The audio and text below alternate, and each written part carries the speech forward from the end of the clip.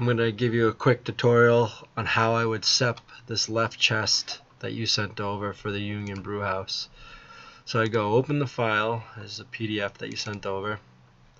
What I would do is I'd select all, make sure all the paths are outlined and stroked. Then what I would do is I'd come over to the Pathfinder over here in the divide out all the colors. Zoom in a little bit more here so you can see it better. And now I would select each color individually, and then I would come over here to the shape and unite. So I would take this brown and select all the same fill and stroke on that. I have a shortcut, so I just set it up as F2 so I can do it quick.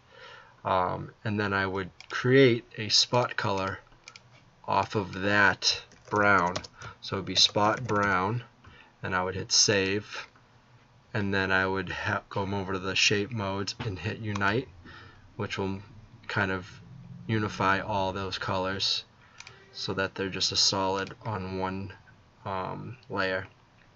Then I would select all for the royal blue and select spot color, name it royal blue, and then I'd come over here and do unite, and then I do the same thing for white.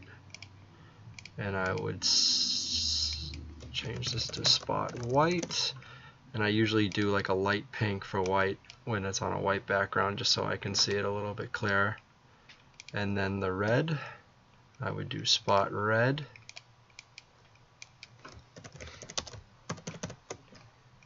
and then I would hit unite, and then I do the same for the black, and I do spot black.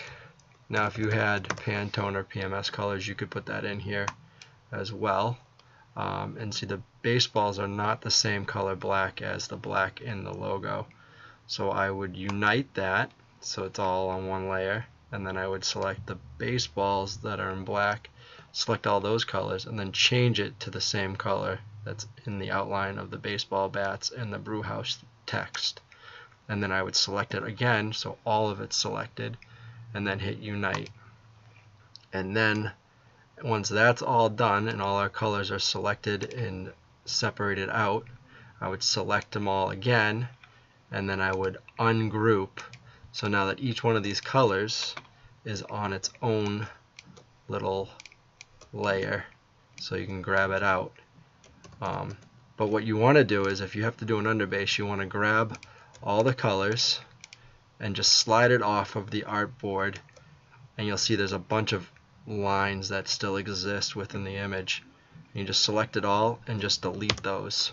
That way you don't have fills in your underbase. Then once you have that done, you can go in and add a trap or whatever you wanted on this, and they would trap each one of these individually, so you get a clean print. And then you would select the colors so that you want underbased. So you would do the white, the brown, the royal, and the red, because black you don't need to underbase. And hit Control C to select it all. Make a new layer, label it flash, and then hit Control Shift V, which will just place it right on top of that image. And then you would make a flash layer by selecting a color. I usually go with magenta, just because it's a very rare color to use, and it shows up well. And just label this flash with an underbase, and there you go. You have your underbase and your colors on top, and then it's good to go to print.